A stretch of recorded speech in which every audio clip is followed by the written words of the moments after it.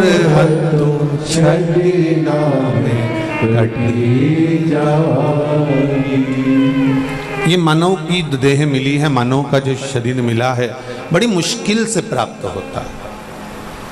21,600 श्वास प्रतिदिन निकल रही है और ये 3.5 करोड़ रोम छिद्र में से एक रोम झड़ता चले जा रहा है।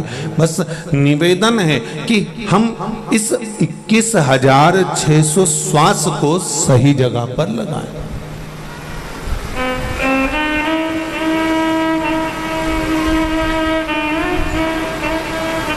ये ठीक जगह पर लग नहीं पा रहे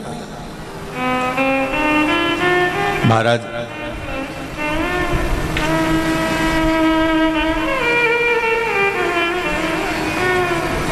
जैसे सत्संग का, कथा का, प्रवचन का या भगवान की अविरल शिव महापुराण का कोई निमंत्रण नहीं होता,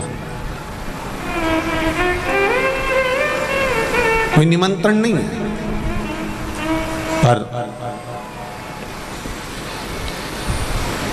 जिसको भूख लगी होगी ना वो भोजन का डब्बा ढूंढेगा, ये निश्चित है। जिसको प्यास लगी होगी ना वो पानी ढूंढेगा, ये निश्चित है। उसी तरह जिसके हृदय में शिव महापुराण के प्रति थोड़ी सी भी ललकता होती है, थोड़ी सी भी भूख लगी होती है, तो वो कहीं ना कहीं से शिव महापुराण की कथा को ढूंढकर पहुंच ही जाता है, उसे श्रवण ही कर लेता है। हमने सोचा था कि सालासर जी में कथा है और मंच से भी कह दिया था रे कम आना रे कम आना रे कम आना, पर जब वहाँ से चले जयसवाल भवन से तो वहाँ से आते आते हमने देखा तो चारों तरफ बस ही बस, गाड़ियाँ ही गाड़ियाँ। हमने कहा हो गया कल्याण।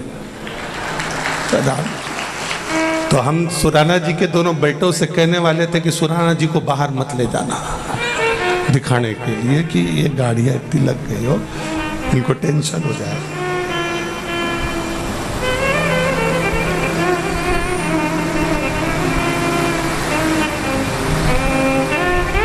प्रभु कृपा, श्राद्ध पक्ष के ये जो 5 दिन मिले हैं आपको और हमको। एलईडी चालू करिए, एलईडी चालू नहीं है, एलईडी चालू करवाइए, पब्लिक परेशान हो रही है।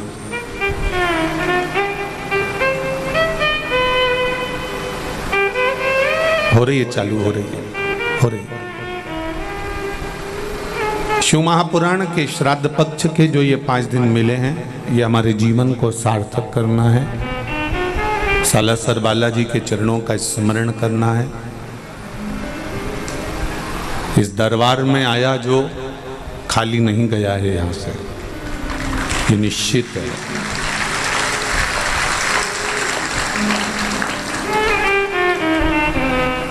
एक बार पूछा गया था, स्वयं मोहनदास जी महाराज जी ने पूछ लिया था एक बार कि सारी दुनिया में संकट हरने के लिए बैठोगे, सालासर में बालाजी काहे को बैठोगे?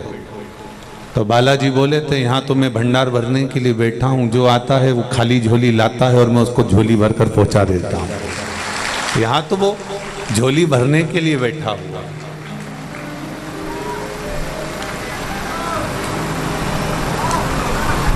जैसे शिव महापुराण में कोई विद्या नहीं है, कोई तंत्र मंत्र नहीं है, कोई मंत्र या तंत्र का काम नहीं है, उसी तरह सालासर धाम में आप कभी भी सुबह 6 बजे से लेकर 9 बजे तक दर्शन करने जाइए। यहाँ पर ना तंत्र से मतलब है, ना मंत्र से मतलब है, ना यहाँ के पुजारी कभी आपसे कहेंगे कि ऐसा कर लेना तो ऐसा हो जाएगा, ऐसा कर लेना तो ऐसा हो जाएगा। यहाँ के पुजारी जी भी एक ही बात कहते हैं कि बालाजी बैठा हुआ है, टेंशन मत लो, बालाजी को छोड़ दो। तो यहाँ न तंत्र से मतलब है, ना मंत्र से, ना कोई चीजों से मतलब है। यहाँ तो केवल बाबा के पास गए और अपने दिल की बात कही और वो कार्य कर दे। जैसा मेरा शंभू, जैसा मेरा शंकर, जैसा मेरा उगरदानी, जैसा मेरा कुबेर भंडारी, उसके पास दिल से जाकर कहोगे, वो दिल से श्रवण करता है, सुनता है वो दिल से। आपने कहा, उसने सुना, वो श्रवण किया। महाराज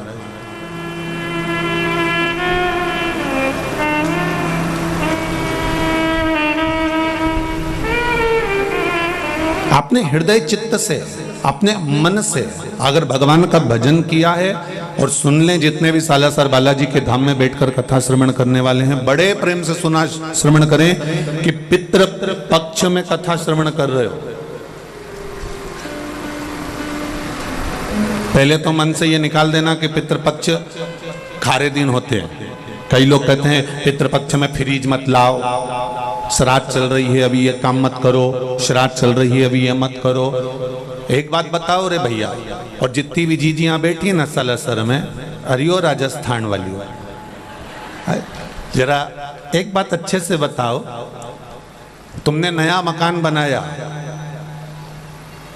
और तुम्हारे बुजुर्ग माता पिता के सामने उस मकान में तुम प्रवेश कर जाओगे तो माता पिता खुश होंगे कि दुखी होंगे? जम के बोलो जरा। खुश हो।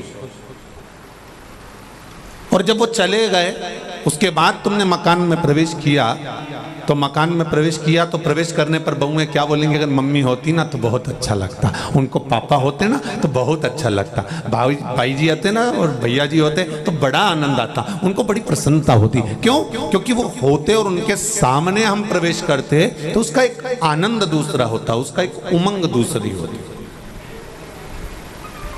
उसका एक रसतत्व दूसरा होता। पर शिव महापुराण की कथा यही कह रही है, भगवान शंकर का संवाद यही कह रहा है कि 16 श्राद्ध में ऐसा नहीं है कि कोई पुण्य का कार्य नहीं करना चाहिए, या ये मत करो, या फ्रिज मत लाओ, या नया मकान मत लाओ, या प्रॉपर्टी का सौदा मत करो, या ये मत करो वो मत करो। अगर कोई महाराज जी आपको मना कर रहे हैं और कह रहे हैं कि श्राद्ध पक्ष में ये नहीं करना चाहिए वो नहीं करना चाहिए, तो उनको समझा दो, अगर पितृ हमारे पूर्वज हैं, अगर हमने कोई सौदा करा है, हम कोई सामग्री लेकर आए हैं, कोई पुण्य का कार्य कर रहे हैं, कोई अच्छा कार्य कर रहे हैं और हमारे पितृ हैं, तो ये निश्चित है कि 16 श्राद्ध में हम कोई कार्य करेंगे तो हमारे पूर्वज बड़े खुश होकर हमको आशीर्वाद प्रदान करेंगे। श्राद्धों के लिए, पितरों के लिए कई लोग बहुत डरा रहे हैं, बहुत डरा देते हैं कि तुम्हें ऐसा करना ही पड़ेगा, पिंडदान तो तुम्हें देना ही पड़ेगा, तुम ये नहीं करोगे तो ऐसा हो जाएगा, तुम 16 श्राद्ध में ऐसा दान करो, ऐसा ये करो, ऐसा वो करो। निवेदन है, शिव महापुराण की कथा कहती है बड़ी मस्ती में अपनी जिंदगी जियो, बड़ी मस्ती में जियो, अपने जीवन को सार्थक करने के लिए करो। आप तर्पण करना है तर्पण करो, पिंड करना है पिंड करो, गया जी करना है गया जी करो, ब्रह्म कपाली करना है ब्रह्म कपाली करो, तुम्हारा मन पड़े जो करो। पर सबसे बड़ा आनंद यही है कि कैसे भी हम अपने चाहे पितृ हों चाहे देवता हों, हम उनका गुणगान, उनका स्मरण हृदय चित्त से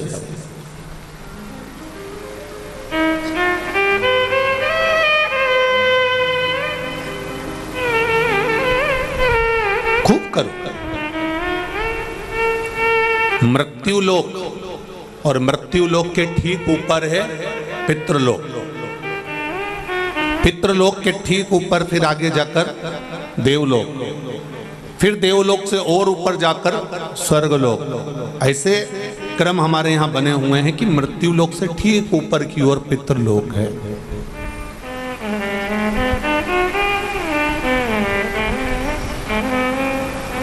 स्वयं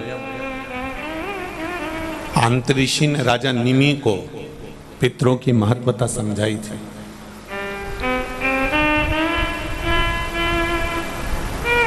और शिव महापुराण का श्री बालाजी, श्री हनुमान जी, श्री हनुमत शिव महापुराण की जो कथा 5 दिवसीय चल रही है, इसमें एक स्मरण करिएगा। आपके पास में कुछ देने के लिए नहीं है, आप किसी को कुछ नहीं दे सकते, तो श्राद्ध पक्ष में जब आप भगवान शंकर का आराधना करें तो 27 मनके की माला से अगर आप भगवान शिव का नाम जप कर रहे हैं, 27 मनके की माला से आप भगवान का भजन कर रहे हैं, 27 बार आप मुख से भगवान का नाम ले रहे हैं, 27 बार आप भगवान का स्मरण कर रहे हैं, तो ये श्राद्ध पक्ष में आपने तर्पण करा ना करा, पिंड करा ना करा, गया गए ना गए, आपने कुछ दिया ना दिया, आपने कुछ प्रदान करा ना करा, पर 27 बार भगवान शंकर का नाम या राम का नाम या कृष्ण का नाम आप अगर अपने पूर्वजों के निमित्तार्थ भी ले लेते हैं तो शिव महापुराण की कथा कहती है कि श्राद्ध पक्ष में उन्हें गया पिंड तर्पण ब्रह्म कमाली का फल मिल जाता है और उनकी मुक्ति निश्चित हो जाती है। कितनी बार जपना है? केवल 27, केवल 27, उससे ज्यादा कुछ। और यदि 27 बार आप भगवान का नाम नहीं भी जप सकते और आपको लग रहा है कि पितृ दोष के 4 लक्षण आपके पास में, पितृदोष के 4 लक्षण बड़े होते हैं। पहला, घर में एक ना एक बीमार पड़ा रहता है, एक ठीक होगा एक बीमार होगा, एक ठीक होगा एक बीमार होगा, ये पितृदोष का लक्षण। दूसरा, 1 रुपए कमाया 1.25 रुपए खर्च हो रहा है, कहीं ना कहीं पैसा आके रखाता है और 2-3 दिन में पैसा चले जाता है, साथ में रखा हुआ भी धन जा रहा है, पितृदोष का लक्षण है। तीसरा, घर में जितने सदस्य हैं आपस में किसी ना किसी बात के पीछे उनमें क्लेश बना रहता है, मन मुटाव बना रहता है, थोड़ी थोड़ी बात में कुछ ना कुछ क्लेश हो जाता है। 5वां, घर के बच्चे चिड़चिड़ प्रवृत्ति के होते जा रहे हैं, तो ये 4 लक्षण पितृदोष के बताए हैं। इन पितृदोष का निवारण आप गया जी चले जाएं, ब्रह्म कपाली करा लें या तर्पण दे दें या पिंड दे दें, उससे अधिक फल शिव महापुराण की कथा कहती है। आप शंकर भगवान के मंदिर में जब 1 लोटा जल लेकर जाते हैं, शिव जी को 1 लोटा जल जब समर्पित करते हैं, तो उस जल को धीरे धीरे 27 बार आप पंचाक्षर मंत्र, षडाक्षर मंत्र या श्री शिवाय नमस्तुभ्यम बोलकर अपने पूर्वजों का स्मरण कर कर जो 16 दिन उस एक ही कलश, बार बार 27 बार कलश नहीं भरना है, जो लोटा भरकर लेकर गए हो, कलश भरकर लेकर गए हो, उसी को 27 बार आपको केवल शिव जी पर गिराना है। जो 27 बार जल एक ही कलश का समर्पित कर देता है, उसके पूर्वजों को तुरंत मुक्ति फल प्राप्त हो जाता है, उसको फिर तर्पण आदि की जरूरत नहीं पड़ती। जल तो रोज चढ़ाते हो ना आप लोग, रोज जाते हो ना, सारी समस्या का हल 1 लोटा जल। आप अगर शिव जी के मंदिर रोज जा रहे हो, शंकर जी के मंदिर रोज जा रहे हो, प्रतिदिन जल चढ़ाने जा रहे हो, तो थोड़ा सा नियम चेंज करेंगे अपन। 16 दिन अगर हम शंकर भगवान को जल चढ़ा रहे हैं, आप कहेंगे गुरुजी अभी तो हमारे 2-3 दिन निकल गए, कोई बात नहीं, जब जागे तब सवेरा।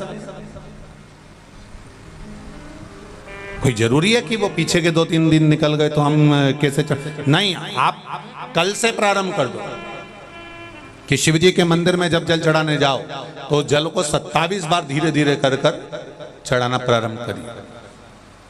16 श्राद्ध पूरे होंगे, नवरात्रि आएगी, दीपावली आएगी, और नवरात्रि से और दिवाली के बीच में आपको खुद ये फल प्राप्त हो जाएगा कि आपने 27 बार जो जल चढ़ाया है उसका फल मिला कि नहीं मिला, आपको मिला कि नहीं मिला, घर में शांति हुई कि नहीं हुई, घर में आनंद आया कि नहीं आया, संपदा बढ़ी कि नहीं बढ़ी, वैभव आया कि नहीं आया। केवल 16 दिन पूर्ण हुए, नवरात्रे और दिवाली के बीच का समय आप अंदाजा लगा करता है, कीर्तन करता है किसी संत की शरणागति में बैठकर, तो वो सागर पार जो माता सीता लंका में बैठी है उनको देख लेता है। शिव महापुराण की कथा कहती है जो दिल से एक क्षण की भी शिव महापुराण की कथा सुन लेता है, शिव कथा कहती है वो महादेव का कृपा पात्र हो ही जाता है, चाहे कैसे भी श्रवण करें।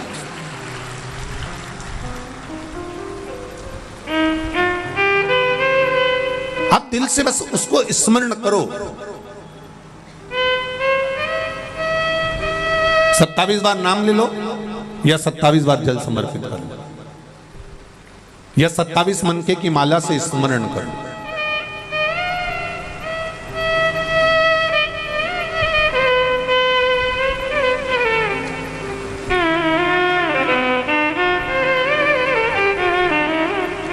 चौबीस 24,000 श्लोक की ये शिव महापुराण की कथा है।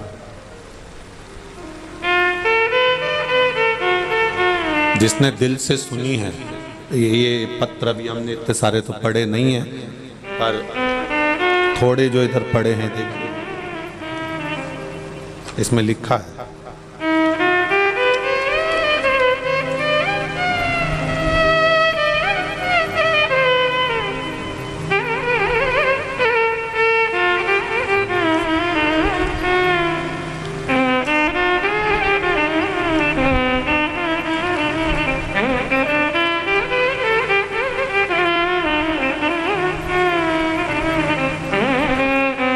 गुरुजी, मेरा नाम सुदेश कंवर है। मैं गांव गोगामेणी, तहसील भादरा, जिला हनुमानगढ़ से हूँ। कहीं बैठी हो तो हाथ हिलाइएगा। आप ही हैं? गुरुदेव, मेरी शादी को 18 साल हो गए थे। बाबा की कृपा। आपने कहा था गुरुदेव कि लॉकडाउन में आपने एक बात कही कथा में, मैंने डॉक्टर को 18 साल में खूब दिखाया। 12 साल की एक बेटी मेरी पहले की थी, उसके बाद में मेरे यहाँ कोई 12 साल के बाद कोई संतान नहीं हुई। डॉक्टर ने मना कर दिया था कि अब संतान का सुख नहीं है। घर में पुत्र हो ये भाव मन में लिया गुरुदेव। और एक बार आपकी कथा थोड़ी सी सुनी। आपने सफेद आंकड़े की जड़ का प्रयोग बताया था, लेकिन हमें लॉकडाउन में बाहर नहीं निकलने दिया और हम वो सफेद आंकड़े की जड़ नहीं ले पाए। तो हमने जिस फोन पर आपकी कथा सुन रहे थे उसी को आदर्श मानकर 10 फरवरी 2021 को बाबा की कृपा से हमने जिस फोन पर आदर्श मानकर यही विचार करा कि बाबा अगर आप सच्चे हो और शिव महापुराण की कथा यदि हमने श्रवण करी है तो हमारी गोद भर देना बाबा। और बाबा की कृपा से 10 फरवरी 2021 को हमारे यहाँ पुत्र रत्न की प्राप्ति हुई है। ले आओ, जल्दी लाओ।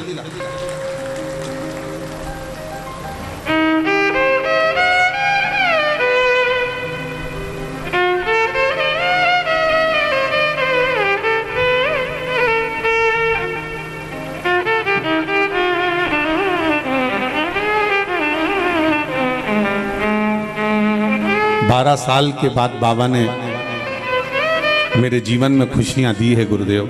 मैं धोख लगाने के लिए प्रणाम करने आई हूं कि बाबा ने मेरी झोली भर दी है। भोला सब दुख काटो, ओ भोला सब दुख काटो, शिव शंकर जपू तेरी माला, भोले बाबा जपू तेरी माला। जल्दी आओ, जल्दी आओ। भोला सब दुख काटो मारा, भोला सब दुख काटो मारा।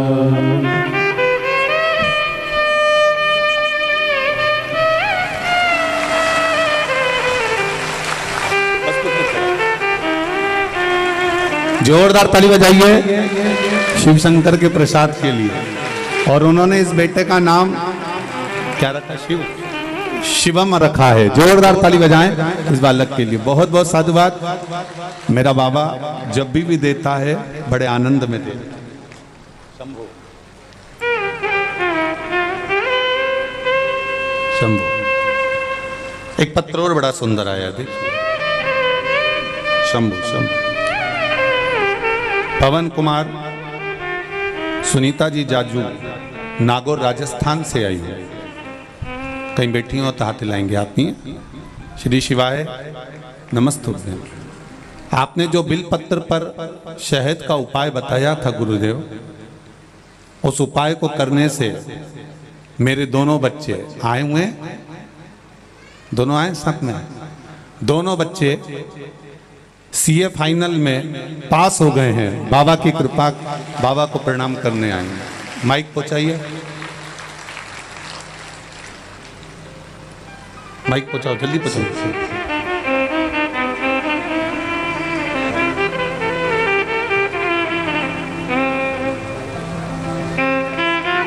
हाँ, बढ़ाते जाओ, एक दूसरे को देते जाओ। ले ली बाबू, लेकर मत जाओ, एक दूसरे को देते जाओ। हाँ देव, जल्दी बढ़ाओ। हाँ, बढ़ाते जाओ। हाँ दीदी, बढ़ाइए। शंभू, बढ़ाते जाओ,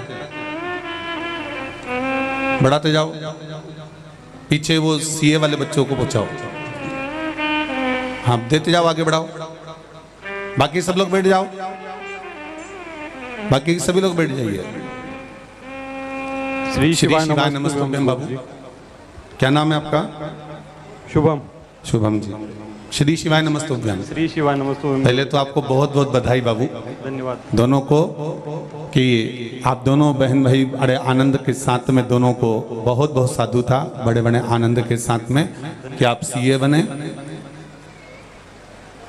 कौन सा वाला उपाय करा था आपने? सर बीलपत्री पे वो जो शहद लगाकर और भोलेनाथ के ऊपर चिपकाने का वो उपाय किया था। हर एग्जाम से पहले चिपका कर जाते थे और प्रत्येक एग्जाम में पास हुए, दोनों पास। बस बाबा की कृपा हो। बहुत बहुत साधुवाद, बहुत बहुत बधाई। बैठिए। श्री शिवाय नमस्तुभ्यम। नमस्तुभ्यम। और गुरुजी जी, ऑफिस का भी अभी इनॉग्रेशन हुआ है अप्रैल के अंदर।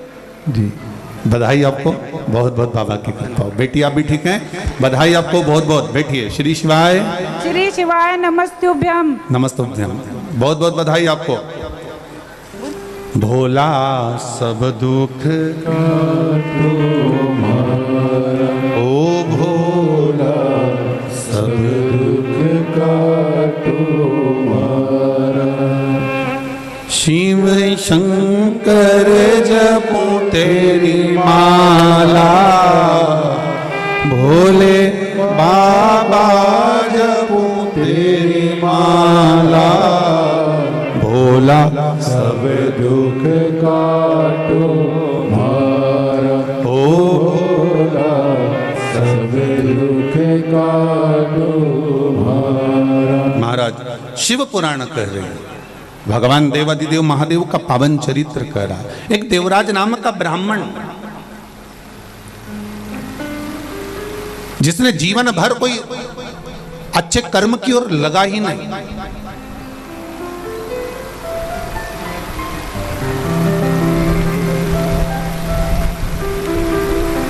बड़ा सुंदर बात है संत श्री रविदास जी की। संत श्री रविदास जी की बड़ी सुंदर एक बात है।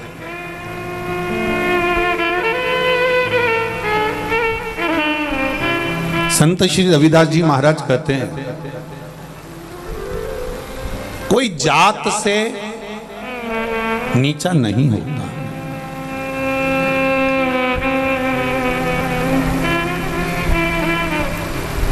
संत श्री रविदास जी कहते हैं कि कोई जात से नीच नहीं होता, कोई जात से नीचा नहीं होता। एक चर्मकार, चमड़े का जूता बनाने वाले संत श्री रविदास जी कहते हैं कि कोई जात से, बिरादरी से, वर्ण से नीचा नहीं होता। संत श्री रविदास जी कहते हैं कि कोई ऊंची जगह पर ऊंचे बैठने वाले भी जब नीच कर्म कर जाते हैं तो वो भी नीच कहलाने लगते हैं, वो भी नीचा कहलाने लगते हैं। कोई जरूरी नहीं है कि वो ये नीचा वर्ण में पैदा हो गया या अन्य वर्ण में पैदा हो जाए तो वो नीचा होगा। नहीं नहीं नहीं, आप किस कर्म को, शिव महापुराण की कथा कर रही है देवराज नाम का ब्राह्मण, जो ब्राह्मण के घर में जन्म लिया, ब्राह्मण कुल में जन्म लिया, ब्राह्मण के अंतर्गत जन्म लिया, जिसके माता पिता ने श्रेष्ठ संस्कार देने का प्रयास किया, पर मित्रों की थोड़ी सी संगति उसको जीवन में बर्बाद की ओर ले गई। ताली, थाली और प्याली, ये तीन मित्र व्यक्ति को बर्बाद कर देते हैं। पहले नंबर का ताली, प्रसन्नता करने वालों से दूरी बनाकर रखना। जो जितना ज्यादा तुम्हारी प्रसन्नता करेगा, समझ लेना कि तुम्हें चने के झाड़ पे चढ़ा देगा।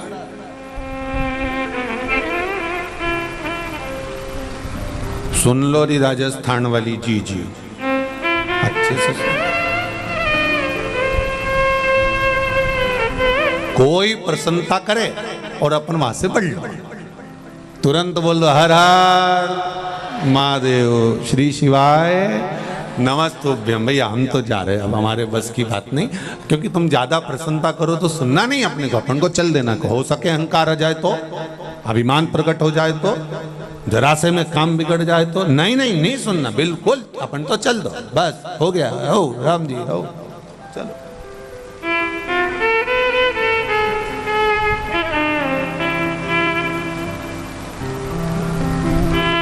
कौन क्या बोल रहा है उससे हमको इस बात से महत्वता नहीं है।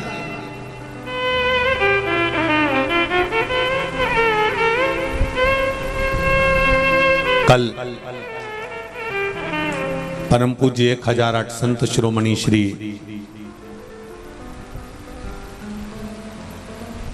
द्वारका शारदा पीठ के जगत गुरु शंकराचार्य परम श्रद्धे श्री स्वरूपानंद सरस्वती जी महाराज का शरीर छूटा, देवलोक गमन हुआ।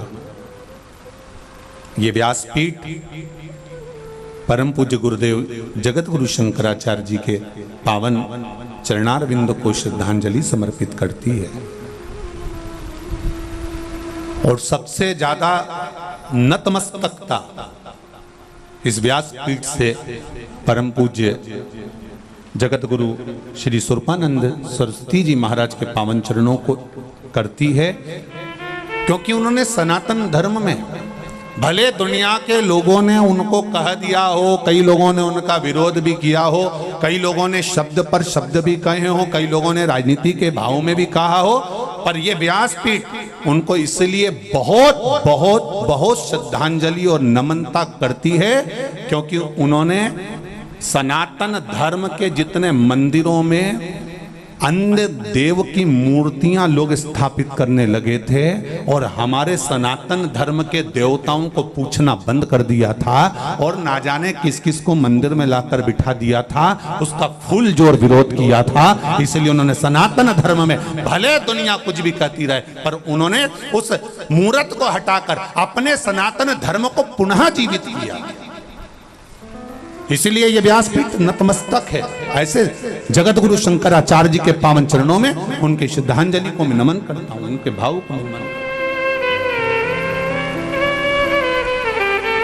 प्राण चले गए, देवलोक गमन हो गए, पर वो अपनी बात पर अड़िग रहे कि ये मूर्ति मंदिर के अंदर नहीं चाहिए तो नहीं चाहिए। 33 कोटि देवता छोड़कर तुम ये देवता उनको पकड़ के क्यों ला रहे हो? कौन ने कहा तुम? नतमस्तक है ये व्यासपीठ परम पूज्य जगत गुरु शंकराचार्य श्री राम स्वरूपानंद सरस्वती जी के पावन चरण। अपनी बात पर अडिग रहे, डटे रहे। महाराज यहां चरित्र करा है। देवराज नाम का ब्राह्मण कुल में जन्म लेकर अगर आप ब्राह्मण कर्म से वंचित हो और आप विचार करते हो कि हम ब्राह्मण और ब्राह्मण कर्म से वंचित हो गए, तो यह श्रेष्ठता नहीं है हमारा।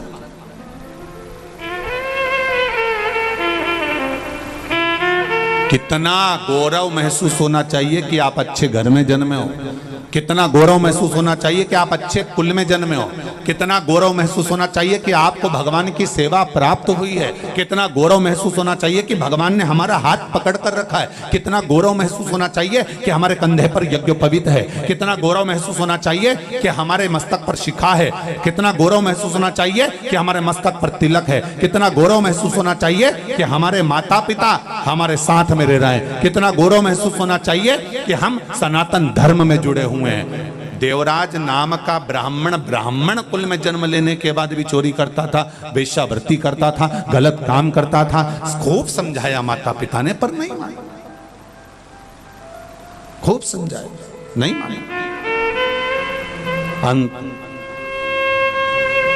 दुनिया मन का धन कर सकती है, पर अंत तो अंत है। और देवराज नाम का ब्राह्मण चोरी का धन लेकर शिवजी के मंदिर में गया। शिव महापुराण की कथा चल रही थी, थोड़ी सी कथा उसके श्रवण शक्ति में उसके कानों में पहुंच गई।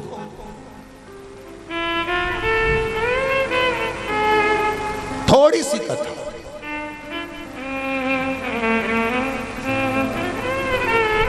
हम मानते हैं कि सालासर जी में कथा हो रही और इतनी जगह नहीं है बैठने की, पर विश्वास है।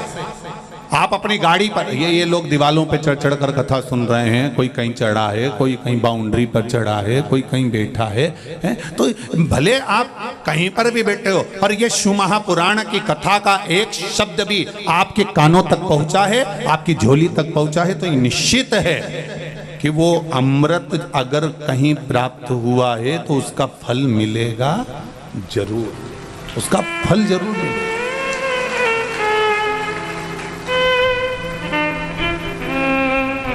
आस्था चैनल के माध्यम से, फेसबुक यूट्यूब के माध्यम से करोड़ों लोग इंतजार कर रहे थे सालासर जी की 5 दिवसीय शिव महापुराण का। करोड़ों, और आप भी जितने बैठे हो ना सब इंतजार में थे, क्यों कब चलेगी, एक गाड़ी कर लें क्या, चलें क्या, पास में तो हो रही है, 150-200 किलोमीटर तो है, और चलेंगे भी, कथा भी सुनेंगे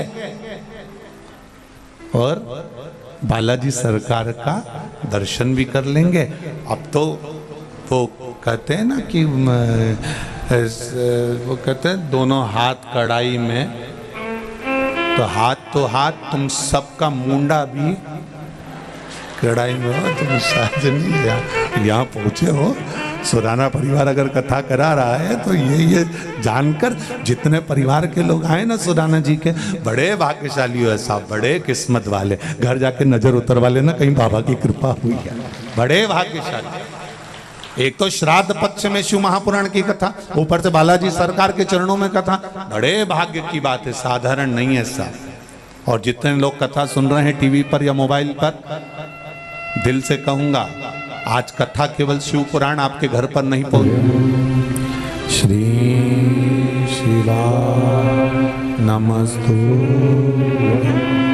श्री शिवा नमस्तु, भोला सब दुख काटो हमारा, ओ भोला सब दुख काटो हमारा। शिव शंकर जपो तेरी माला, भोले बाबा जपो तेरी माला, भोला सब दुख काटो हमारा, ओ भोला सब दुख काटो हमारा। भगवान शिव से निवेदन, भाव से, दिल से, हृदय से सुनेगा वो, ये निश्चित। महाराज देवराज नामक का ब्राह्मण गलत कर्म करा पर उसकी माता का फल उस बेटे को मिला। मेरी माताओं, दीदियों, भाई, एक निवेदन करना चाहूंगा, आपके एक लोटा जल जो आप शिव जी को चढ़ा रहे हो, इसका फल कहीं ना कहीं तुम्हारे परिवार को प्राप्त जरूर होगा, ये निश्चित है, खाली नहीं जा सकता, वो मिलेगा जरूर, ये निश्चित था।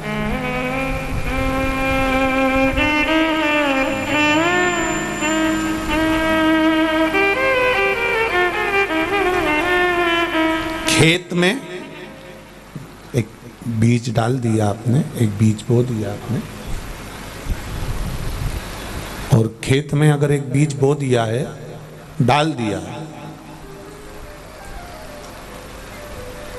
अब अपने अपने गांव से जब आए होगे तो जंगल देखा होगा, रास्ते में पड़ा होगा, ट्रेन से, बस से, गाड़ी से, फ्लाइट से, जिससे भी आए,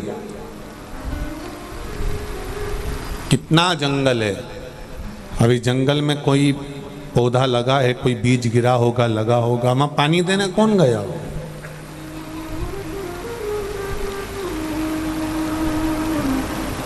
ना तो वहां कोई खाद देने गया, ना वहां कोई पानी देने गया, और ना वहां पर कोई उस पौधे को संभालने के लिए गया, तो भी वो पौधा लगा कि नहीं लगा। उसी तरह एक लोटा जल या एक बेलपत्र या एक बार हम भगवान की भक्ति करते हैं, भजन करते हैं, नाम जाप करते हैं, नाम स्मरण करते हैं, वो उसका पौधा बड़ा जरूर होता है और उसका फल हमारे पूरे परिवार को मिलता जरूर है, ये निश्चित वो मिलेगा जरूर।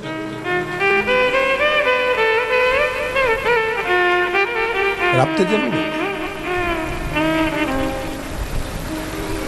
पितृ पक्ष में कथा सुन रहे हो,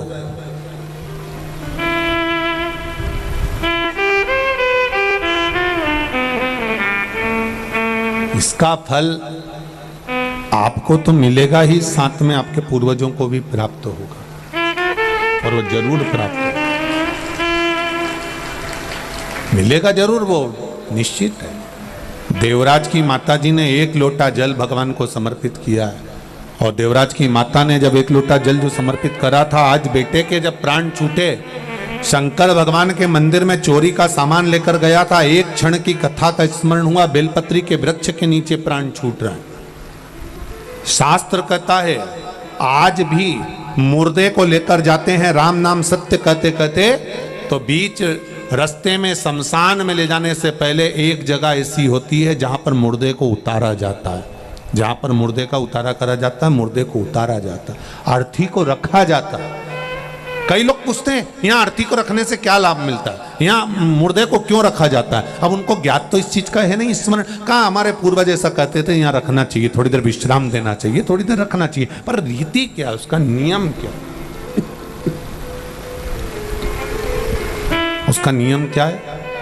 उसका नियम है कि देवराज नाम का ब्राह्मण बेलपत्री के वृक्ष के नीचे अपने प्राणों को त्यागा था, इसलिए उसको भगवान शंकर का धाम मिल गया था। मुर्दे को आज भी ले जाते समय बेलपत्री का वृक्ष तब होता नहीं तो कोई भी पेड़ के नीचे उसको रख देते हैं, पर नियम है बेलपत्री के वृक्ष के नीचे से अगर मुर्दा निकल कर भी गया है और उस पर बेलपत्री के वृक्ष की छांव पड़ी है, तो वो कितना बड़ा भी पापी क्यों ना हो, वो परमात्मा के धाम चले ही जाता है, ये निश्चित है।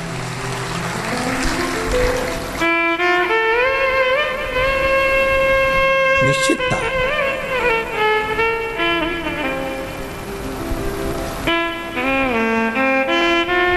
हम कई बार कह देते हैं आप लोगों को, आप लोगों ने स्मरण किया होगा कि अगर निर्माल्य की बेलपत्र, शंकर भगवान पर चढ़ी हुई बेलपत्र कहीं जमीन पर भी पड़ी हुई मिली है तो उसको उठाकर एक बार मस्तक पर रख लिया करो। कौटी कौटी पाप ढेर पड़े हुए होंगे हमारे जीवन के, ऐसा कोई व्यक्ति नहीं जिससे पाप नहीं होता। श्री ऋषभदेव जी महाराज का चरित्र आता है, अहिंसा परमो धर्म को बताते हैं, और ऋषभदेव जी महाराज कहते हैं हर व्यक्ति से पाप होता है, चाहे वो संसार का कोई मनुष्य हो।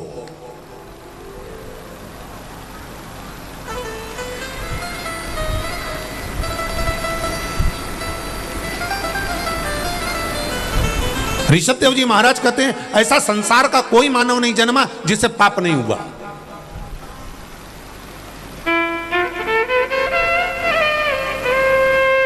अहिंसा परमो धर्म की लेखनी ऋषभदेव जी महाराज वर्णन करते हैं। किसी ने पूछा ऋषभदेव जी महाराज जी से, हर व्यक्ति पापी है? हाँ। चाहे कोई हो?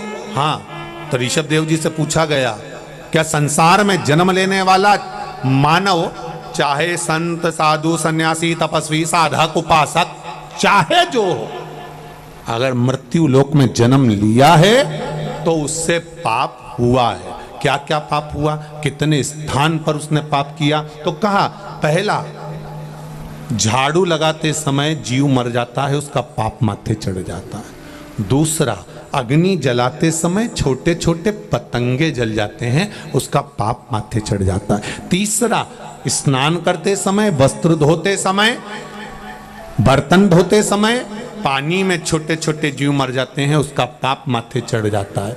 चौथा, हम चलकर कहीं पर भी जाते हैं, हमारे पांव के नीचे छोटे छोटे जीव मर जाते हैं, उसका पाप माथे चढ़ जाता है। तो ऋषभदेव जी महाराज जी से पूछा, जब प्रत्येक जीव से, प्रत्येक मनुष्य से, संसार में जन्म लेने वाले मानव से इन 4 स्थान पर अगर पाप होता है तो फिर मनुष्य क्या करे, इस पाप को समाप्त कहां कर सकता है? तो ऋषभदेव जी महाराज जी ने लिख दिया, सत्संग में जाकर बैठ जाइए, सत्संग में जाकर बैठ जाइए, भगवान की भक्ति में जाकर बैठ जाइए, पाप जलकर भस्म हो जाएगा। पाप की समाप्ति भगवत स्मरण है, पाप की समाप्ति सत्संग है, पाप की समाप्ति भगवान का स्मरण, भगवान का मंत्र जाप, नाम जाप, कीर्तन, मंत्र स्मरण। अब करो परमात्मा का भजन।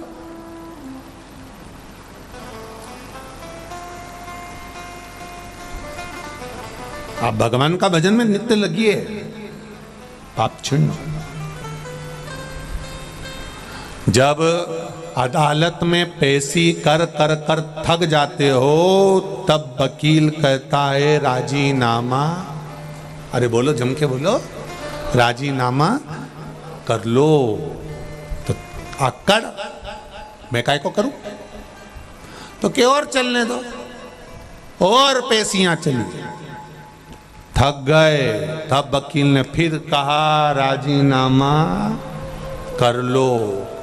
मैं काय को करूं, मैंने इतने बड़े बड़े वकील कर रखे। फिर पेशी पे पेशी चली, एक अदालत से काम छूटा दूसरी अदालत में पहुंच गए, फिर पेशी। फिर वकील ने कहा जम के बोलो राजीनामा कर लो। वकील कोई मूर्ख नहीं होते, वकील भी अक्ल वाले होते हैं। और एक बात वकील हमेशा कहता है कि जिंदगी में अगर वकीलों से सीखना है तो वो आपको समझाकर एक बार जरूर कहेगा कि एक बार अच्छे से विचार कर लो, राजीनामा कर लो। ये हर वकील कहता है। हाँ, जिसको ज्यादा खाना हो तो भले नहीं कहेगा क्या करना राजीनामा करके, अभी तो चलने दो केस, चलने दो केस, चलने दो केस, चलने। पर जो चतुर वकील होगा, विद्वान होगा, ज्ञानवान होगा, जो चाहेगा आपका हित, तो वो कह देगा कुछ नहीं, राजीनामा करो और अपनी जिंदगी खुश होकर जियो। जब तक केस चलेगा तब तक तू डिप्रेशन में रहेगा। सही है कि गलत है? छोटा सा भी अगर अदालत में केस चलता है, प्रॉपर्टी का, संबंध का, रिश्तों का, धन का, दौलत का, आदि गलत गलत कार्य का अगर केस चल रहा है तो तुम रात को सही से सो नहीं सकते। आधी रात को एकदम याद आ गई तो उठ के बैठ जाओ। सेल टैक्स, इनकम टैक्स आदि के जीएसटी वीएसटी, जरा सा याद आ गया, वो फाइल तो रह गई तुरंत। अब पत्नी भी कह रही है क्यों उठ के बैठे हो, सो क्यों नहीं जाते।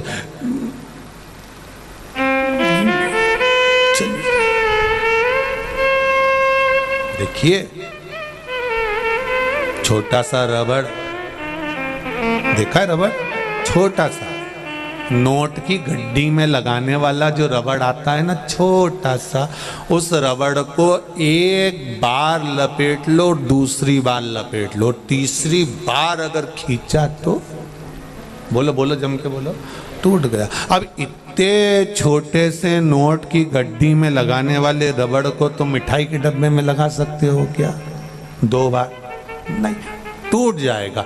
बड़े डब्बे में लगा सकते हो? नहीं, टूट जाएगा। उसी तरह ये चित्त, ये वृत्ति, ये मन वो रबड़ है जिसको हमें परमात्मा के चरणों में लगाना चाहिए, पर हम इसको नोट की गड्डी में और डब्बों में लगा रहे हैं, इसलिए ये रबड़ जल्दी टूट जाता है, बहुत जल्दी। इस रबड़ को सही जगह लगाए। ज्यादा रबड़ को खींचोगे टूटेगा, दिमाग को ज्यादा 10 जगह लगाओगे। इसलिए वकील कहते हैं राजीनामा कर लो। और यह वकील नहीं कर रहे, ये हमारे हृदय में हमें बिठा कर रखना है कि जिसने जिंदगी में जन्म लेने के बाद राजीनामा करना सीख लिया, कोई भी बात हो, सब्जी बेकार बन गई, राजीनामा कर लो, कोई बात नहीं। नमक ज्यादा पड़ गया, राजीनामा कर लो। काम बिगड़ गया, राजीनामा कर लो, कोई बात नहीं। चिल्लाना नहीं, क्रोध नहीं, अभिमान नहीं, अहंकार नहीं, वासना नहीं, तृष्णा नहीं, लोभ नहीं, आसक्ति नहीं, काम नहीं, राजीनामा करना जो सीख गया तो उसका जीवन एकदम क्लीन और आनंद में हो गया। जिसकी पेशियां चलती रहती है, हर बात में जवाब देगा। उसने कुछ कहा पत्नी ने, मैं तुमसे कब से कह रही हूं, और इसने पलट के जवाब दिया, तो तू जवाब दे, अगली पेशी उसकी देख। तुरंत वो भी तैयारी में बैठी थी, फिर उसने सुना दिया, उसने पेशी चालू करी, फिर इधर से फिर उधर से। राजीनामा करना सीखे, थोड़ा सा नर्म बनना सीखे। रखो, देवराज को ले गए। शिव महापुराण की कथा कहती है, अभी तक खड़े थे, देवता लेने के लिए अब आए हैं गण दूसरे। सेठ जी की कथा चल रही थी, सेठ जी दान पुण्य करे तब तक अच्छे लोग खड़े मिले थे, बेकार कर्म करा तो काले काले भयंकर भूत जैसे खड़े मिले। पूछा तुम कौन हो? लाने लेकर जाने वालों की ड्यूटी चेंज हो गई है क्या? पहले तो सुंदर लोग आए थे, अब काले काले लोग आए। कहा नहीं नहीं, ये कर्मों के अनुसार है। पहले तुम्हारे कर्म अच्छे थे इसलिए देवता आए थे, अब कर्म बिगड़ गए इसलिए यम के दूत बंदी बनाने के लिए आए।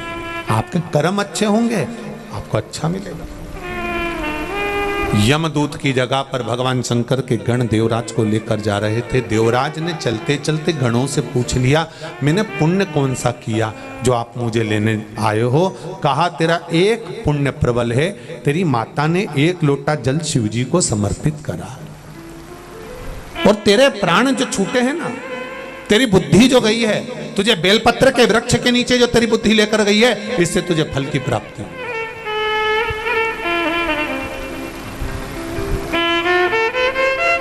अच्छी जगह अपने गांव से, अपने नगर से, अपने शहर से आप अच्छी जगह पर जाकर बैठ रहे हो, कथा में जाकर बैठ रहे हो, सत्संग में जाकर बैठ रहे हो, प्रवचन में जाकर बैठ रहे हो, भगवान के भजन में जाकर बैठ रहे हो। अच्छी जगह से आप अगर भगवान कीर्तन में जाकर बैठ रहे हो, अच्छी जगह से आप अगर भगवान के भजन में जाकर बैठ रहे हो, तो भगवान को धन्यवाद देना कि जरूर हमारे पूर्वजों का कुछ पुण्य हुआ होगा, जिसके बल पर हमें यह पावन कथा श्रवण करने का सौभाग्य मिला। हम रतनलाल जी सुराना जी को तो धन्यवाद देंगे, पर इनसे ज्यादा इनके पूर्वज माता पिता स्वर्गीय जयचंद जी को, श्रीमती कमला देवी जी को, इनको साधुवाद देंगे कि उनका आशीर्वाद जो फला वो आज पुण्य के रूप में ये शिव महापुराण के रूप में मिला। ये पूर्वजों की कृपा से, और वो भी श्राद्ध पक्ष।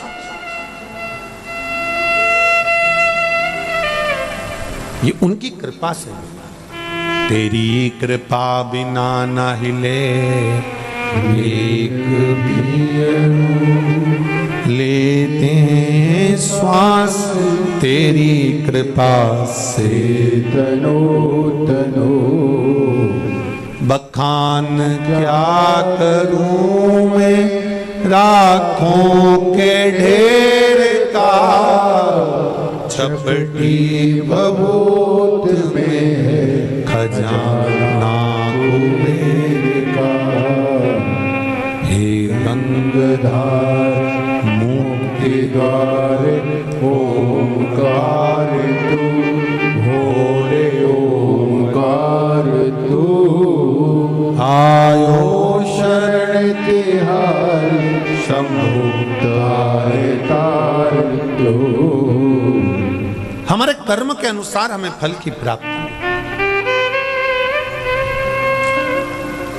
एक सेठ जी मरते हैं, उनकी शोक सभा होती है। बोलो रे भाई, बोलो तो, होती कि नहीं होती? होती है। एक गरीब मरता है, उसकी शोक सभा होती है। अरे बोलो तो रे भाई, नहीं होती। सेठ जी मरे तो शोक सभा हुई, गरीब मरा तो शोक सभा हुई नहीं। कारण क्या था? क्योंकि सेठ जी अपना शोक पूरा करते करते करते करते जिंदगी गवा दिए, और आज तक मरते तक भी इनका शोक पूरा नहीं हुआ, इसलिए इनकी शोक सभा हुई। पर गरीब का कोई शोक नहीं होता, इसलिए उसकी शोक सभा भी नहीं होती। वो मस्त, अलमस्त।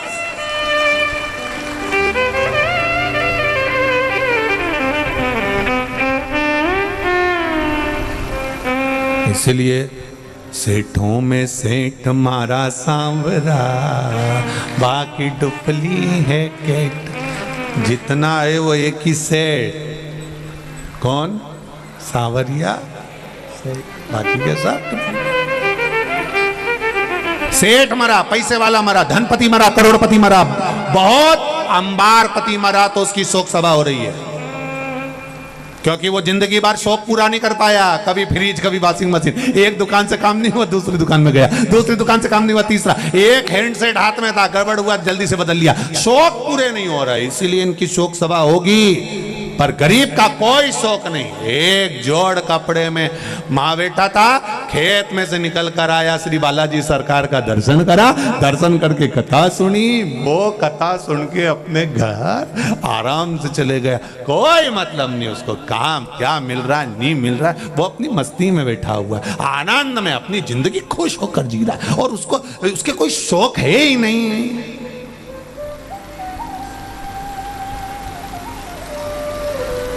कोई शौक नहीं, इसलिए इनकी शौक सभा भी नहीं। तुम खुद देखो, किसी दुकान पे जो नौकर काम करता है निपट गया तो उसकी शोक सभा होती क्या? और सेठ जी मारे तो शोक सभा। इनके शौक कभी पूरे नहीं हुए, इसलिए इनकी शोक सभा होना जरूरी है। कभी जिंदगी में पूरे नहीं हुए। इन्हें एक प्रॉपर्टी खरीदी, मन नहीं भराया, दूसरी से मन नहीं भराया, तीसरी से मन नहीं भराया, चौथी, और जोड़ जोड़ जोड़ जोड़ आखिरी में सब यहीं छोड़, इतना बड़ा फोटो और प्लास्टिक के फूल की माला और 2 अगरबत्ती और गुलाब की माला, थोड़े दिन तक 12-15 दिन, इससे ज़्यादा कुछ नहीं। वो मालवा के संत श्रीनागर जी महाराज नहीं कहते, तेरा तेरा दिन याद करे, क्यों रे मन सुमिरन क्यों नहीं करे। केवल 13 दिन तक ताजे फूल की माला, 2 अगरबत्ती, 1 दिया, और पूरा घर का लोग आएगा, आंख से आंसू बहाएगा, और 13वें दिन नुक्ती और बूंदी का रायता और मंगोड़ा, गुलाब जामुन, दही बड़ा और इमरती सब चकाचक खाएंगे। तू मर गया, उसके बाद भी लोग कहेंगे थोड़ी तरी वाली सब्जी दो, थोड़ी तरी वाली दो, थोड़ा रायता खट्टा हो गया, इसमें शक्कर मिला ही दो रे बाबा, थोड़ा सा खट्टा हो गया। अब बताओ, वो मरी गया, चले गया, 16 श्राद्ध में फोटो को नीचे रखेंगे, और फोटो को नीचे रखकर और कंडा जला के घी और शक्कर गुड़ छोड़ेंगे।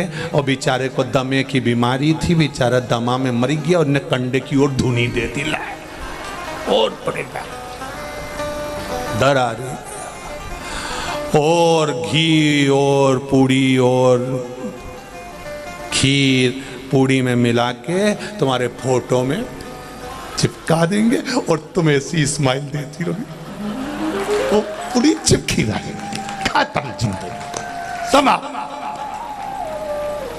इसलिए मान मेरा कहना, नहीं तो पछताएगा, और माटी का खिलौना माटी में मिल जाएगा।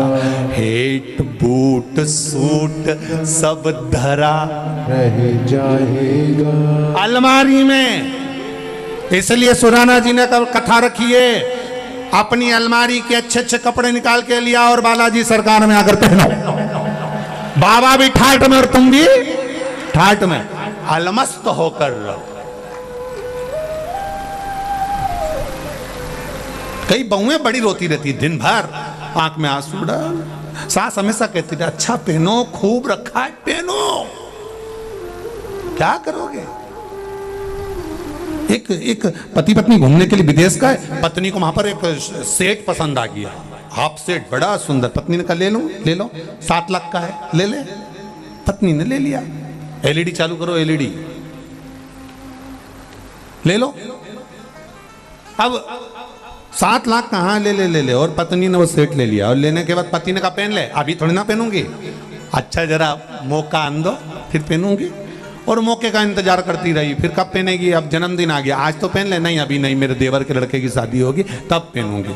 और पहनते पहनते ही मालूम एक दिन छाती में दर्द हुआ, अर्थी पे बांध दिया। पति रोता रोता अंदर गया, सेट निकाल के लाया, इसको पिनाने लगा। बेस्ट फ्रेंड दोस्त कहने लगे भाभी तो मर गई, अब क्यों पिना रहा है। मैं इसको हमेशा कहता था पहन ले पहन ले पहन ले, ये हमेशा कहती थी मौका आन दो मौका आन दो मौका आन दो। इसका तो मौका नहीं आया और भगवान ने लगा दिया चौका। ले बड़ा जितने लोग कथा सुन रहे हैं आस्था चैनल पर, जितने लोग कथा सुन रहे हैं फेसबुक यूट्यूब पर, और जितने कथा सुन रहे हो ये सालासर बालाजी के धाम में, तुम मौके का इंतजार मत करना रीजिए बिल्कुल। अपन तो एक से बढ़कर एक पेड़ लो, जो अलमारी में धरा सब निकालो, सब पेड़ो। कोई कहती नहीं कि नहीं साड़ी, कोई शादी ब्याह में पहनना, शादी ब्याह से पहले निपट गई तो फिर ऊपर जाऊंगी तो मेरा मन कितना दुखेगा। और यमराज से कहूंगी मैं, यमराज प्लीज मैंने वो नीली वाली नहीं पहनी, वंस मोर, एक बार फिर छोड़। यमराज के चल वापिस, कौन दे? अरे भाई जीवन मिला उसका सदुपयोग करिए, तो जीवन का सदुपयोग होना चाहिए। एक बिंदुक नाम का ब्राह्मण, वो भी गलत वृत्ति में पड़ गया था, मुक्ति नहीं हुई उसकी। 3 तरह से मरे हुए व्यक्ति को मोक्ष नहीं है। पानी में डूबकर मरा हुआ, स्त्री के हाथ से मरा हुआ, सर्प के डसे से मरा हुआ, इसकी गति नहीं होती, इसकी मुक्ति नहीं है, इसका मोक्ष नहीं है।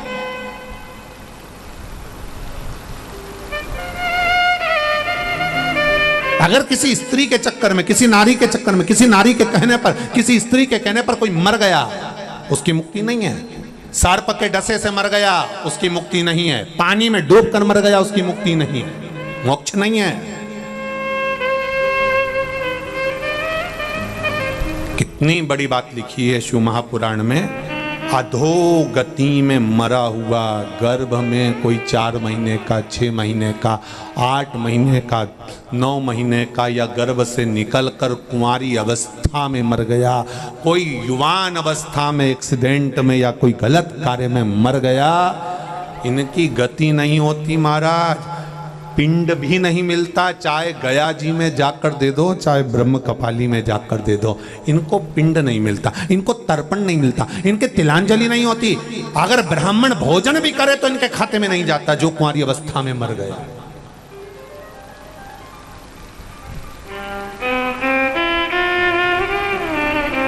कहां क्या करना है? तुमरुका जी ने चंचुला देवी से कहा, इनकी एक ही मुक्ति है, शिव महापुराण की कथा। कुछ देव मत देव। एलईडी चालू करवाइए, एलईडी। कुछ देव मत देव, कुछ देव ना देव, कोई पर निवेदन है, अगर जिसने जिंदगी में एक बार हृदय से, चित्त से, मन से शिव महापुराण की कथा सुन ली, ध्यान देना जरा, श्राद्ध चल रहा है ना, श्राद्ध के अंतर्गत क्यों कहा जाता है कि बाजार से भोजन खरीद कर श्राद्ध नहीं करना? श्राद्ध करना तो घर की बहू, घर की माताएं भोजन बनाए। क्यों कहा? गरुण पुराण में, पद्म पुराण में, अग्नि पुराण में, स्कंद पुराण में, शिव महापुराण में वर्णन मिलता है कि घर की नारी बहुएं जब भोजन बनाती है श्राद्ध पक्ष का, और वो भोजन ब्राह्मण जब ग्रहण करता है, तो केवल बहू बेटियां जब भोजन बनाती हैं, बहुएं भोजन बनाती हैं, तो केवल ससुराल के पितृ नहीं तरते, ध्यान देना। जैसे ससुराल में कोई दादा ससुर है, उसकी तिथि है चतुर्थी, तुमने चतुर्थी को श्राद्ध का भोजन बनाया, ब्राह्मण को भोजन कराया, तो बहुओं को ये ना लगे कि हम हमारे ससुर के, दादा ससुर के निमित्त से जिमा रहे। नहीं, बहू जब भोजन बनाती है, ससुराल में अगर कोई ब्राह्मण श्राद्ध पक्ष का भोजन ग्रहण करता है, तो बहू के मायके में अगर इस तिथि में कोई गया होता है, तो आधा भाग उसके खाते में, उसके मायके में पहुंच जाता है। बहू को यह बात का अंदाजा रहना चाहिए कि केवल आप ससुराल वालों के लिए श्राद्ध में भोजन नहीं बना रहे, वहां भी। इसलिए जब पिंडदान होता है, तर्पण होता है, तिलांजलि होती है, तो गया जी जाते हैं तो वहां पर नाना पक्ष और यहाँ का पक्ष, दोनों का नाम लिया जाता है। बोलो सही है कि गलत है? तुम्हारे पिताजी का नाम बोलो, दादाजी का नाम बोलो, फिर वहां पूछेंगे तुम्हारे नाना जी का नाम बोलो, पर नाना का नाम बोलो, वहां पूछा जाता है। दोनों कुल को, दोनों परिवार को। इसलिए बहू बेटियों को चाहिए, घर की माताओं को चाहिए, जब भी भोजन बनाए वो बड़े प्रेम से बनाए, आनंद से। और प्रयास करा करो कि श्राद्ध पक्ष में सीधा ना देना, आटा चावल दाल ये हम ना दें। हम चाहें ये नहीं कि हम सीधा देके हम भगवान को कि हमने सीधा दे दिया, अब हमें भोजन बनाने की जरूरत नहीं। आप भोजन बनाओ, सीधा दोगी तो केवल ससुराल का लाभ मिलेगा, कि ससुराल का कोई तिथि का व्यक्ति गया तो उसको फल मिलेगा। पर आपने अगर भोजन बनाया और ब्राह्मण ने अगर भोजन तुम्हारे घर में करा तो उसका आधा भाग तुम्हारे ससुराल में अपने आप चला जाएगा। उन जीवों का भी कल्याण हो जाएगा। जिसको ससुराल में, अगर मायके में किसी ने भोजन नहीं भी दिया, मायके में कोई प्राप्त नहीं भी हुआ, तो उनको भी उसकी फल की प्राप्ति हो जाएगी। देओ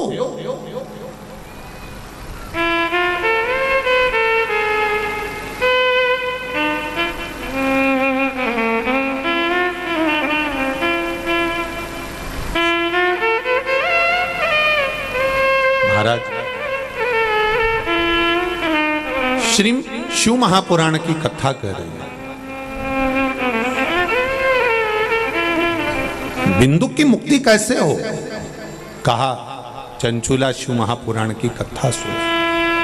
उसने कथा सुनी तो यहां पर भी संवाद आता है। जब श्री हनुमान जी महाराज की माता अंजना देवी कौन थी? पूर्व समय में एक अप्सरा, पुंज का स्थला, जिसका नाम था।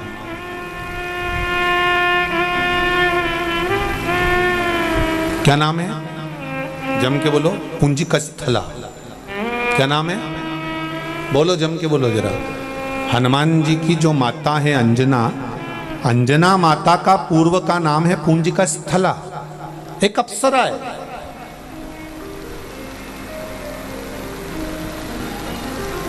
बड़ी सुंदर है। इनकी सुंदरता का बखान नहीं कर सकता कोई। अति रमणीय, अति सुंदर, बहुत सुंदर। छोटी सी अवस्था थी, छोटी सी उम्र में इन्होंने एक गलती कर दी। उस पुंजिका स्थला ने एक गलती करी कि वो सुंदर तो थी पर चंचल बहुत थी। सुंदर भी और चंचल। महाराज, पुंजिका स्थला ने एक गलती कर दी कि वो आज मृत्यु लोक में गई।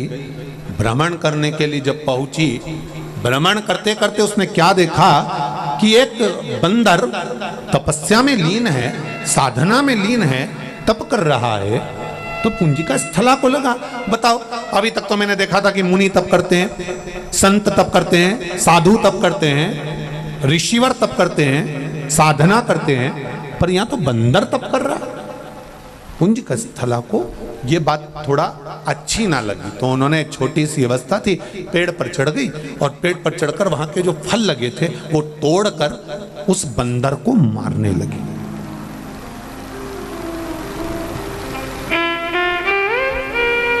हमें स्मरण नहीं हो पाता। हमारे घर के जब छोटे बच्चे कोई गलत कार्य करते हैं तो हम बड़े खुश होते हैं कि एक छोटा बच्चा चींटा पकड़ता है ना, छोटा बच्चा जब जी चींटी पकड़ता है ना, तो घर की माताएं, घर के लोग बड़े खुश होते, देखो पकड़ रहा है, देखो पकड़ रहा है। उसको समझाना चाहिए, नहीं नहीं, कोई जीव की हत्या नहीं करना, कोई जीव को कष्ट नहीं देना।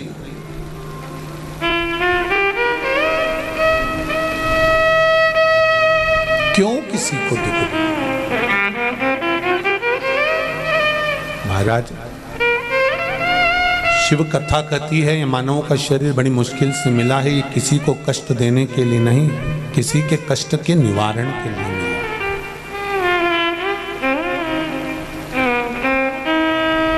आपने शिव महापुराण की कथा में से कुछ सीख लिया कि मुझे 27 बार श्राद्ध पक्ष में शंकर भगवान को जल चढ़ाना है, या 27 मनके की माला से जाप करना है, या 27 बार मुझे मंत्र का स्मरण करना। केवल आपने सीखा, और आपकी जिंदगी संवरने लगी तो उसमें आपका फायदा है, उसमें आपका लाभ। जैसे एक पत्र आया है, देखिए,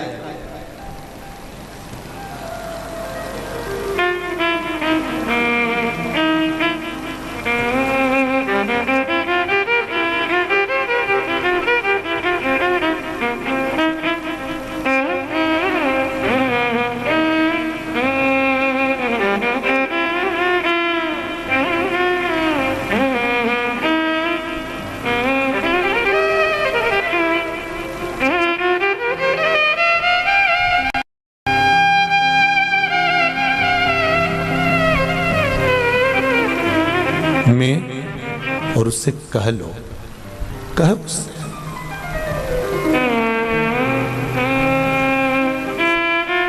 एलईडी चालू करिए। एलईडी वाले नहीं है क्या यहाँ पर? वो एलईडी हम चालू करो ना।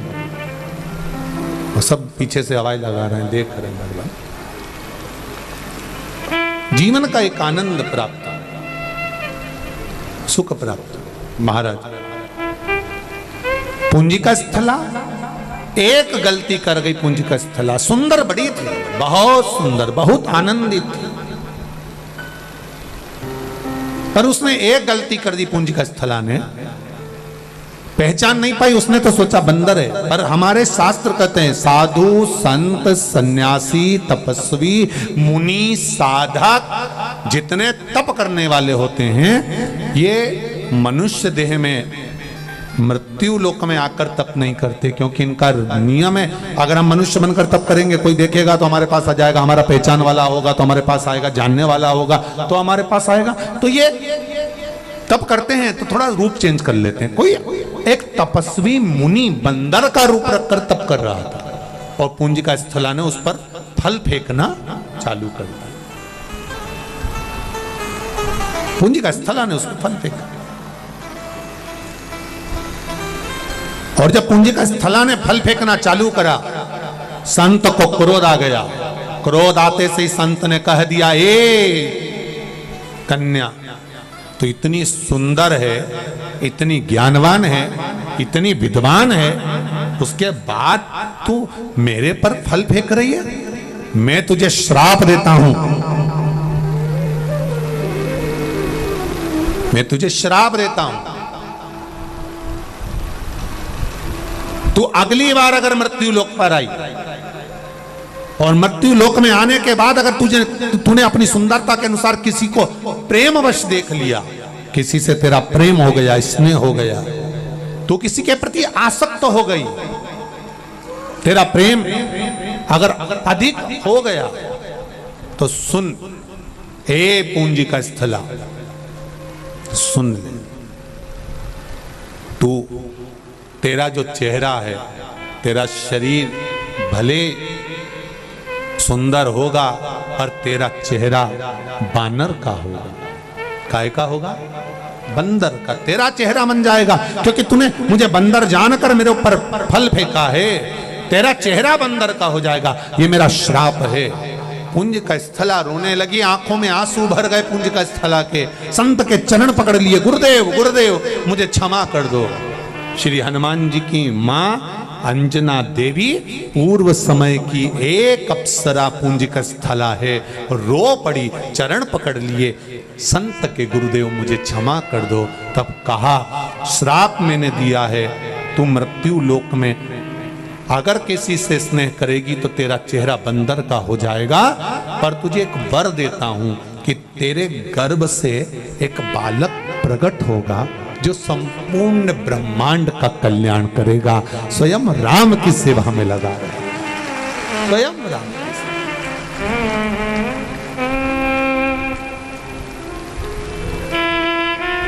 पुंजी का स्थला रोती रोती देवराज इंद्र की सभा में पहुंच गई। जब बड़ी हुई देवराज इंद्र की सभा में पहुंची, रो रही है।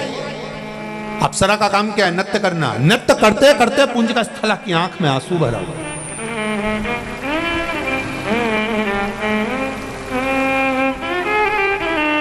पुंज का स्थला रो रही है, आंख में आंसू भरकर खूब खूब रोई। इंद्र ने देखा, इंद्र का ध्यान तो उसके चरणों पर था जो नाच रही थी अप्सरा। पर इंद्राणी का ध्यान उसकी आंख की आंसू पर था। नारी वही श्रेष्ठ है जो दूसरी नारी के दर्द को जाने।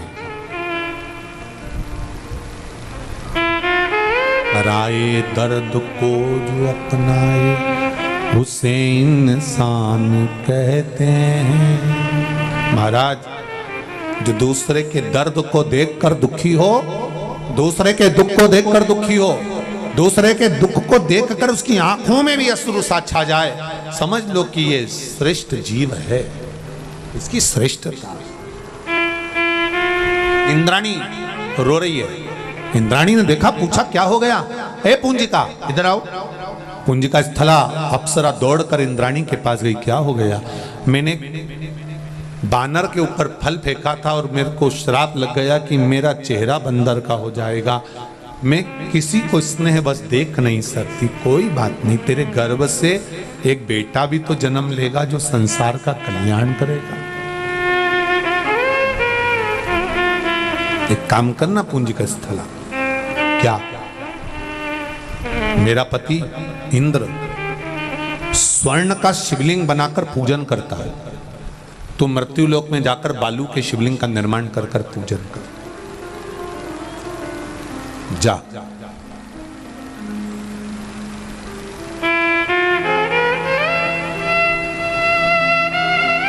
ऐसा कोई 33 कोटि में कोई देवता ऐसा हो, कोई अप्सरा ऐसी हो, कोई देव ऐसा हो जिसने अपनी जिंदगी में शंकर भगवान की आराधना ना करी है। महाराज, ब्रह्मा ब्रह्मलोक में रहते हैं, भगवान विष्णु बैकुंठ लोक में रहते हैं, पर मृत्यु लोक का अगर कोई देव है तो वो देव अधिदेव महादेव है। मेरा शंकर इस मृत्यु लोक में आपके दुख को काटने के लिए बैठा है। पर आप लोगों की आदत इतनी विचित्र है, दूर के ढोल सुहावने। दुनिया के लोगों को शंकर भगवान से बड़ी बड़ी दिक्कत थी। हमारे यहाँ लिखा एक पत्र में, एक कोई ने लेटर भेजा था। इस पत्र में एक बहन ने लिखा है, कल वो जो जज साहब के साथ में आई थी, उनकी माता जी थी, कौन थे? हाँ, जज साहब थी। तो उनकी माता जी ने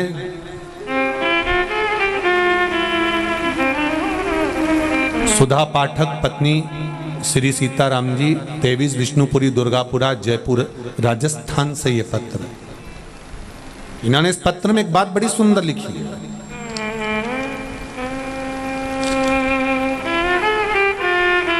कि पहले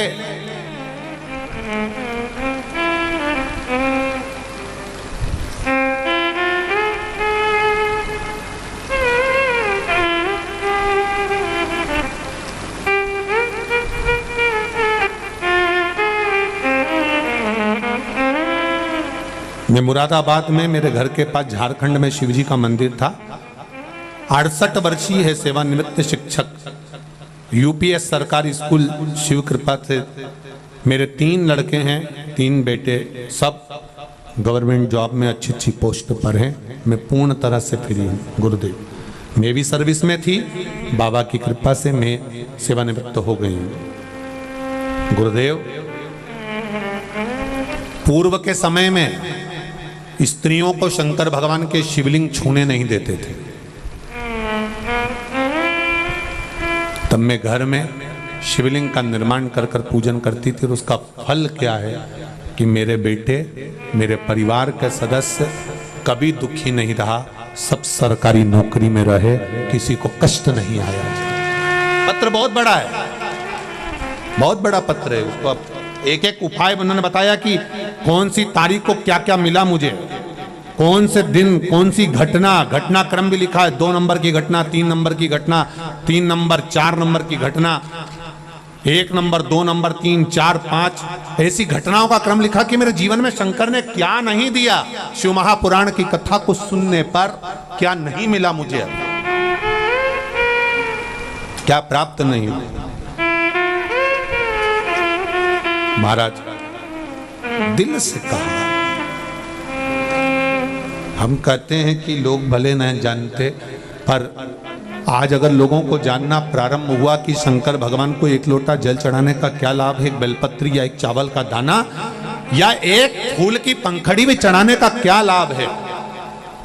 एक बेलपत्र, अगर शुगर बढ़ रही है, बीपी डाउन हो रहा है, गड़बड़ हो रहा है, बीपी लो हो रहा है, बढ़ रहा है, शुगर और गड़बड़ हो रही है, मेरा निवेदन है एक बार शंकर पे चढ़ी हुई बेलपत्र खाना तो चालू करो, केवल हफ्ते में 2 बार। और अगर खाते नहीं बने, मुंह में किसी किसी के छाले पड़ जाते हैं, तौरा लगने लगता है, जीवान तौरी लगती है, स्वाद नहीं आता, तो उस बेलपत्र को पीस कर गोली बनाकर पानी से निकल जाए, उसका लाभ तो देखो।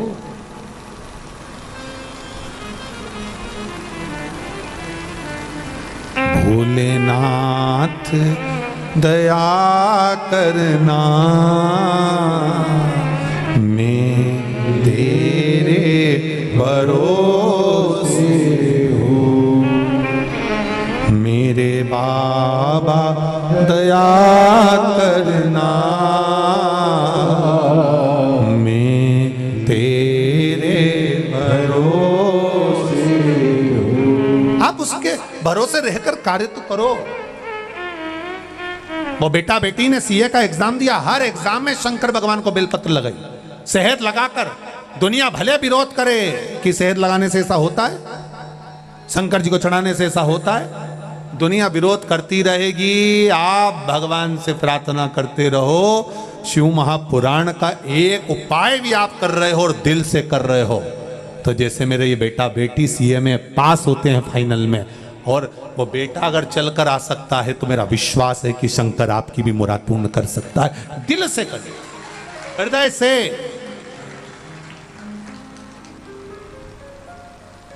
दिखावा नहीं करना है हमें। पत्र बहुत है, पढ़ेंगे समय के अनुसार, पर अपने मन से आप भगवान की प्रार्थना करिए, हृदय चित्त से, दिल से करिए। महाराज पुंज का स्थला से कहा तुम जाओ और मृत्यु लोक में जाकर एक बालू का शिवलिंग, मिट्टी का शिवलिंग, पार्थिव शिवलिंग का निर्माण करो और उसकी पूजन करो। पुंज का स्थला गई, शिवलिंग का निर्माण करा, पूजन करी, आराधना करी। आराधना करते करते करते करते करते करते करते समय बीता और पुंज का स्थला की दृष्टि एक राजा पर पड़ गई जो शेर से युद्ध लड़ रहा था।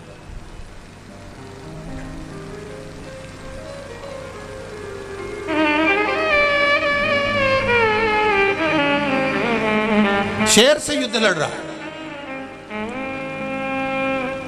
3 बार शेर ने आक्रमण करा और उस राजा ने उस शेर को मार गिराया। पुंज का स्थला की दृष्टि उस राजा पर पड़ी, बड़ा सुंदर था, बड़ा अच्छा लग रहा था, बस श्राप था, प्रेम से देखेगी और मुख बंदर का हो जाएगा। पुंज का स्थला का शरीर तो अच्छा रहा पर चेहरा बंदर का हो गया।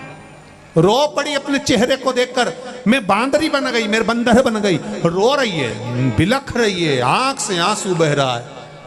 थोड़ी देर बाद जिस राजा ने शेर को मारा था वो दौड़ता दौड़ता इसकी आवाज सुनकर, चीखने की आवाज सुनकर इसके पास में आया तो पुंज का स्थला ने क्या देखा कि इस राजा का चेहरा तो बंदर की तरह। पूछा तुम कौन हो? मेरा नाम केसरी है, मैं यहां का सुमेरु का राजा हूं। हो वाह,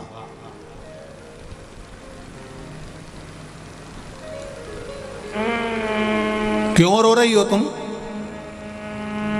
मेरे को श्राप लगा था कि मैं अगर किसी को प्रेम बस देख लूंगी तो मेरा बंदर का चेहरा हो जाएगा, अब मेरा विवाह कैसे होगा?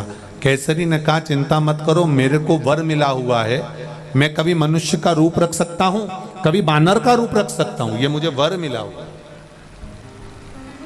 मैं आपसे विवाह करना चाहता हूं, मेरा चेहरा बंदर का हो गया तो भी आप मुझसे विवाह करेंगे? कोई बात नहीं,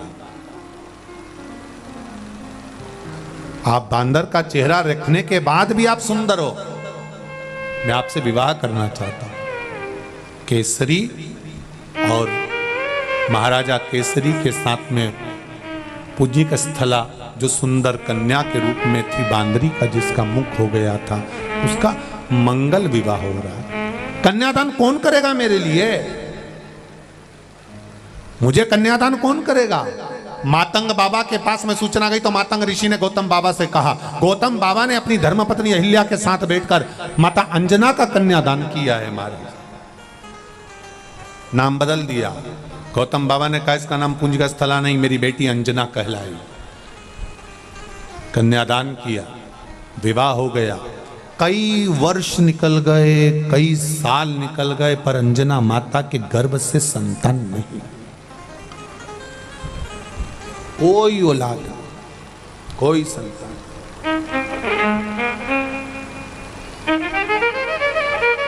आज आंखों में से जल बह रहा था तो अंजना ने अपने पति केसरी से कहा,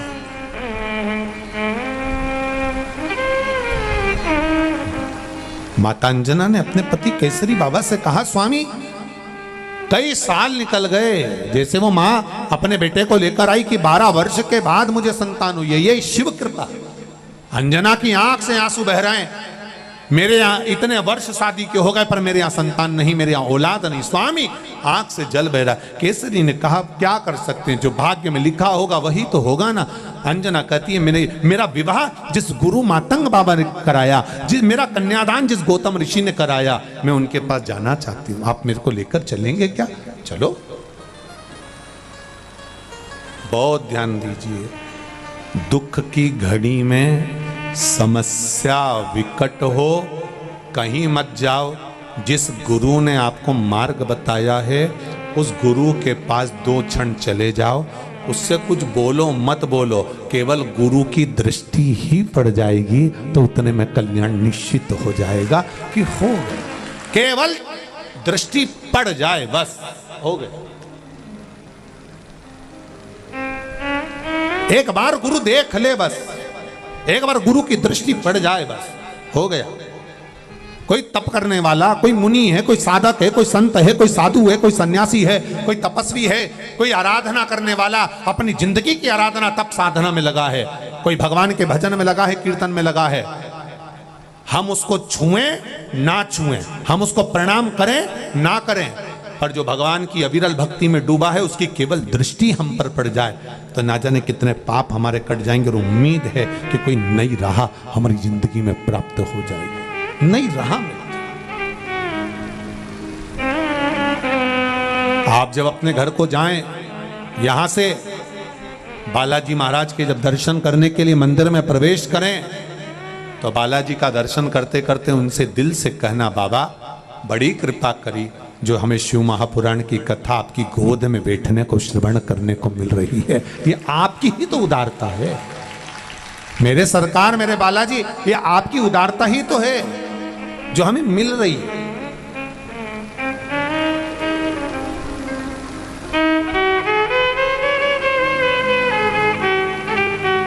कितने जीव सालासर बालाजी धाम में, कोई चिड़िया, कोई पक्षी, कोई पशु, कोई जीव, कोई जंतु अगर भ्रमण भी कर रहा है और कोई की गति नहीं भी सुधरी है तो मैं तो कहता हूँ बालाजी सरकार ने ये शिव महापुराण की कथा अपने उन जीवों के कल्याण के लिए करवा दी कि इनकी मुक्ति होना जरूरी है, इनका कल्याण होना जरूरी है। भटक रहे हैं ना जाने कहां कहां, कोई चींटी के रूप में, कोई झिंगुर के रूप में, कोई पक्षी के रूप में, कोई पशु के रूप में, ना जाने किस किस रूप में, कोई चिड़िया के रूप में, कोई जानवर के रूप में, कोई जीव के रूप में, इनकी गति होना।